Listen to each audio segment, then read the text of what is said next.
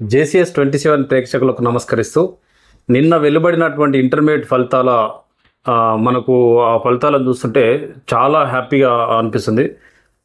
ఎందుకంటే ఇందులో ముఖ్యంగా మనం గమనించాల్సిన విషయం ఏంటంటే తెలంగాణ రాష్ట్రం ఏర్పడ్డాక ఈ ఇంటర్మీడియట్ ఏదైతే కార్పొరేట్ విద్యా వ్యవస్థ ఉందో దాన్ని కంప్లీట్గా నిర్వీర్యం చేసి ప్రభుత్వ రంగ విద్యా సంస్థలను ఎంకరేజ్ చేస్తామని చెప్పేసి మనకు తెలంగాణ రాష్ట్ర సాధనలో ఒక డిమాండ్ ఉండేది.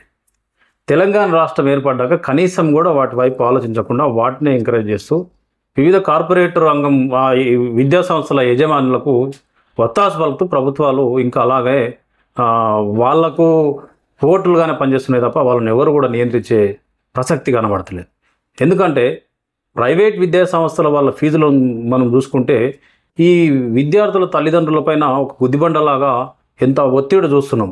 అంతేకాకుండా చదువుకోవాలని చెప్పేసి వాళ్ళ ఒత్తిడి వల్ల ఎన్నో ఘటనలు జరిగినాయి, ఎన్నో సూసైడ్ అటెంప్ట్స్ జరిగినాయి. అవన్నిటిని కూడా కొట్టిపారేసే విధంగా మనం ఒక అభినందించాల్సిన విషయం ఏంటంటే గురుకుల విద్యా సంస్థల అధ్యాపకులను అభినందించాల్సిన అవసరం ఉన్నది. ఎందుకంటే వాళ్ళ ప్రైవేట్ కార్పొరేటు విద్యా సంస్థల పిల్లలకు తీసిపోకుండా కూడా వీళ్ళకి మార్కులు వచ్చినాయి గురుకుల విద్యాలయాల్లో. సో ఆ విద్యార్థులను వాళ్ళకి కంగ్రాచులేషన్ చెప్తూ పేరెంట్స్ ఎవరైతే అందులో వేసారో వాళ్ళకు కూడా ఒక శుభసూచకమని చెప్పేసి తెలియసి వాళ్ళకు అప్రిషియేట్ చేస్తూ అధ్యాపక బృందానికి అభినందనలు తెలియజేస్తూ ఎంఆర్పిఎస్ తరపు నుంచి ఇంకా స్కూళ్ళ విషయాలకు వస్తే ప్రభుత్వం ముఖ్యంగా చొరవ చూపాల్సిన అవసరం ఏమున్నదంటే ఈ గురుకులాల తరహాలో ప్రైవేట్ విద్యా రంగాన్ని కంప్లీట్గా ఆటోమేటిక్గా జనాలు వాళ్ళే వాలంటరీగా ఈ ప్రభుత్వ రంగ విద్యా సంస్థల వైపు చూసే విధంగా ముఖ్యంగా ఇన్ఫ్రాస్ట్రక్చర్ ఫెసిలిటీస్ను ప్రొవైడ్ చేయాల్సిన అవసరం ప్రభుత్వానికి ఉంది. ఈ 70 ఏళ్ళ చరిత్రలో పేద పిల్లలు విద్యా సంస్థలకు దూరం అయ్యి విద్యకు నోచుకొని ప్రయత్నం జరిగేది.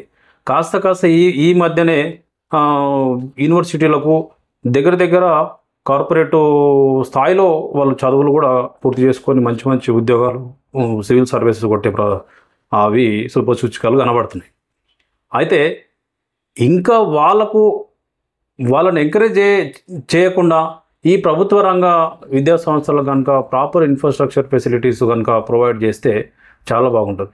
ప్రభుత్వ స్కూళ్ళు కొన్ని మూతపడుతున్నాయి. నిజంగా ఒక మాట చెప్పాలంటే వాళ్ళ ప్రభుత్వ రంగ స్కూళ్ళలో పనిచేసే టీచర్లకు ఇచ్చే ఖర్చు, వాళ్ళ ఏదైతే జీతభత్యాల ఖర్చులు ఉన్నాయో దానిపైన అంత వెచ్చిస్తున్నారు.